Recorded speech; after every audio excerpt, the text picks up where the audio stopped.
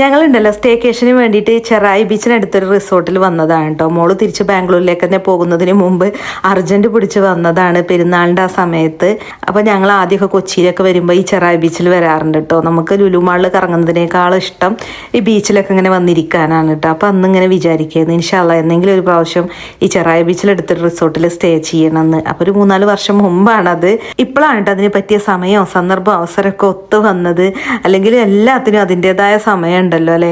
നമ്മൾ ലഗേജൊക്കെ റൂമിൽ കൊണ്ടുപോയി വെച്ചിട്ട് പുറത്തിറങ്ങിയതാണ്. ഭയങ്കര ചൂടാണ് റൂമിൽ. അപ്പോൾ AC ഇട്ടിട്ട് പുറത്ത് റിസോർട്ടിന്റെ ഭംഗിയൊക്കെ ഒന്ന് ആസ്വദിച്ച് ഫോട്ടോസും വീഡിയോസും ഒക്കെ എടുക്കുകയാണ്. ഇന്ന് ഞങ്ങൾക്കൊരു ബാഡ് ഡേ ആണ് കേട്ടോ. ഒരുപാട് കഷ്ടപ്പെട്ടിട്ടാണ് ഇങ്ങോട്ട് വന്നത്. ഞങ്ങൾക്ക് ആദ്യത്തെ പണി കിട്ടുന്നത് എങ്ങനെയെന്ന് വെച്ചാൽ നമ്മൾ ബ്രേക്ക്ഫാസ്റ്റ് കഴിക്കാൻ വേണ്ടി റെസ്റ്റോറൻറ്റിൽ ഇറങ്ങി കേട്ടോ. അപ്പോൾ അവിടെ നല്ല തിരക്കാണ്. അപ്പോൾ ഇക്കാരണം നമുക്ക് വെയിറ്റ് ചെയ്ത് സമയം കളയണ്ട, നമുക്ക് പോവാം അടുത്ത റെസ്റ്റോറൻറ്റിൽ നിന്ന് കഴിക്കാം. അവിടെ നോക്കുമ്പോൾ അവിടെ തിരക്കാണ്. അപ്പോൾ ഇക്കാരണം നമുക്ക് ഇനി വേറെ നോക്കാം. അങ്ങനെ പോയിക്കൊണ്ടിരിക്കുമ്പോഴാണ് കേട്ടോ നമ്മുടെ വണ്ടി ഓഫ് ആകുന്നത്. പെട്രോൾ തീർന്നത് അറിയാത്തത് എന്താന്ന് വെച്ചാൽ അതിന്റെ നോട്ടിഫിക്കേഷൻ ഓഫായി കിടക്കിയിരുന്നു തോന്നുന്നുണ്ട്. നമ്മളത് അത്ര കാര്യമായിട്ട് ശ്രദ്ധിച്ചിട്ടില്ല.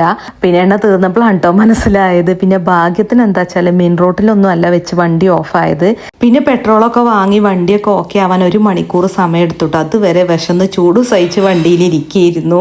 അങ്ങനെ വണ്ടിയൊക്കെ ഓക്കെ ആയി ടോളൊക്കെ അടിച്ച് നമ്മളിങ്ങനെ പോകുമ്പോഴാണ് കേട്ടോ റെസ്റ്റോറൻറ്റ് കണ്ടത്. അവിടെ ചെന്ന് ഫുഡ് ചോദിച്ചു നോക്കുമ്പോൾ അവിടെ ഫുഡില്ല. പക്ഷെ നമുക്ക് വീണ്ടും ടോൾ കൊടുക്കേണ്ടി വന്നു കേട്ടോ. റെസ്റ്റോറൻറ്റിൽ നിന്ന് തിരിച്ചു പോകാൻ ടോളിൻ്റെ മുമ്പിലൂടെ അല്ലാതെ വേറെ വഴിയില്ല. പിന്നെ ഇപ്പോൾ ടോൾ അടക്കാതിരിക്കാൻ പറ്റുമോ?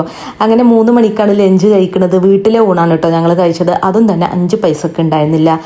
എന്താണെങ്കിലും നമ്മൾ റിസോർട്ടിൽ എത്തിയല്ലോ ഒന്ന് സമാധാനപ്പെട്ട് റെസ്റ്റോറൻറ്റിൽ പോയി ചായ കുടിച്ചതാണ് കേട്ടോ. LPG ഇഷ്യൂ ഉള്ളതുകൊണ്ട് തന്നെ തട്ടുകടയിൽ നിന്ന് വാങ്ങിയ ഒരു രസമില്ലാത്ത സ്നാക്സും ചായയാണ് ഞങ്ങൾക്ക് കിട്ടിയത്.